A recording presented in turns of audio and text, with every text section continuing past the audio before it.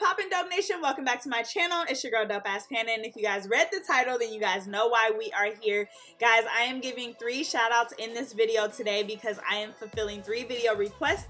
If you guys have a request, make sure you check my community tab. So I have a shout out going out to Amir and to Rara. They want to see prepping tricks and tips to become faster and how to properly section braiding hair. And then I have one for Rhea. Girl, I'm not even gonna butcher your first name. She wants to see pop smoke braids, so we will be doing all of that in this video, so make sure you guys keep on watching.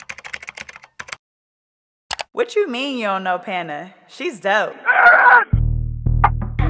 What you mean? What you mean? What you mean? What you mean?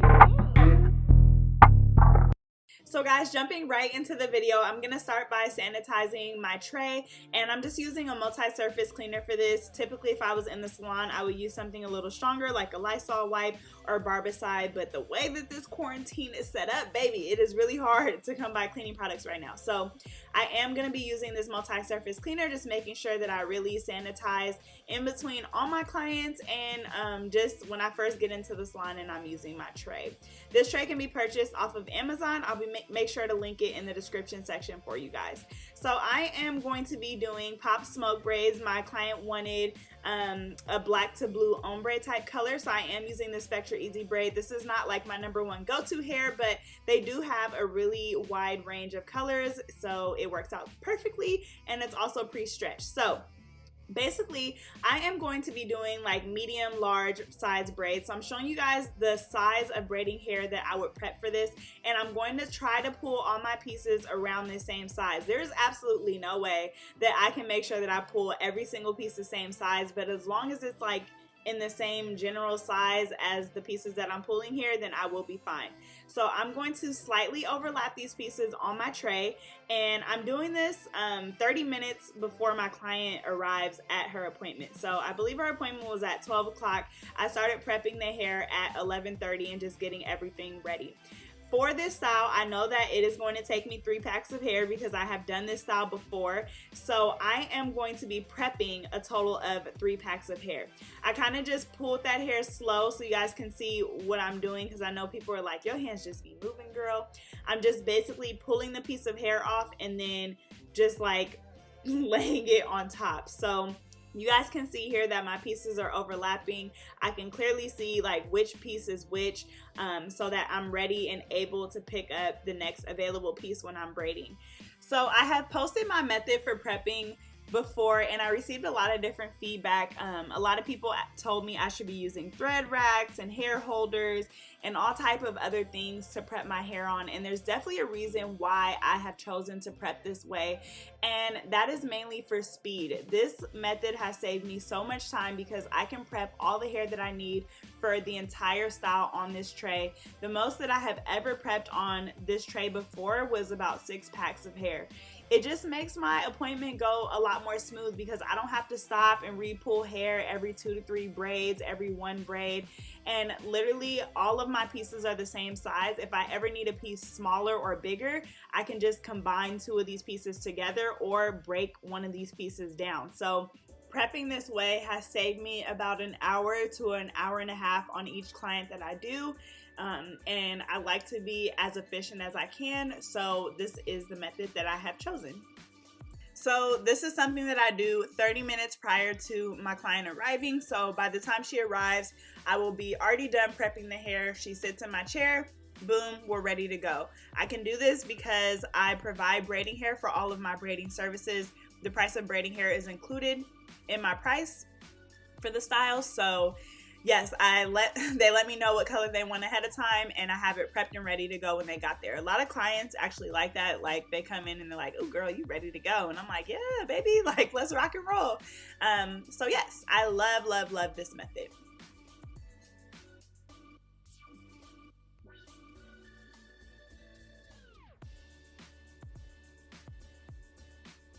So this is what a full tray looks like. I have prepped 3 packs of braiding hair on here, and it's sitting nice and full on here. I can still see the definition of each piece at the top, so I am ready to go.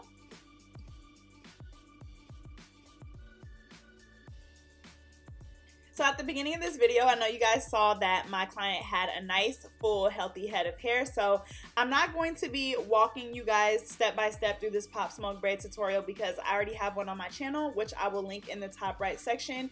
But I do kind of want to show me just pulling hair and doing these feed-ins from my tray, because typically in my videos I do cut it out, so you guys will see me pulling hair but you won't actually see the tray. And somebody had asked in my last prepping video if I ever experienced tangling, and the only time I've ever experienced hair tangling when I prep this way is when I did those super long knee length box braids. That was very hard to prep for this way because the hair was just getting tangled because it was so long. But aside from that, I've never had issues when I need to pull hair because the hair is overlapping, as you guys saw in the beginning. And I will show you in just a second what I do when I need a smaller piece. If I ever need a bigger piece, which sometimes happens at the nape of the neck, then I would just pick up 2 pieces of hair.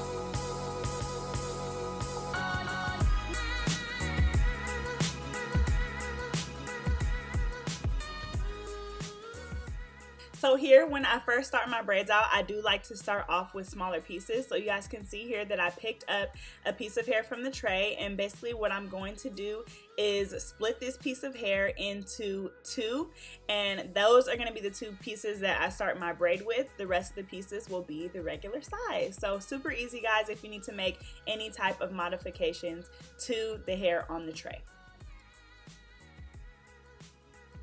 So really quickly, I just want to address, last time I uploaded my Pop Smoke braid tutorial, a couple people were so disturbed because apparently these are called gangsta braids. And guys, I get it. Exhibit wore it, Allen Iverson wore it, Nipsey Hussle wore it, Pop Smoke wore it, and I thought since Pop Smoke passed away, it would be really cool to kind of do a tribute to him and you know, just recreate the look around him. When I seen it, the first person that I seen do it kind of did the same, and so I was like, oh yeah, that's really cool, really creative. I was a fan before he passed, so I thought it would be a cool way. I mean, there are multiple hairstyles that are called different things. I have personally never heard it been called gangsta braids.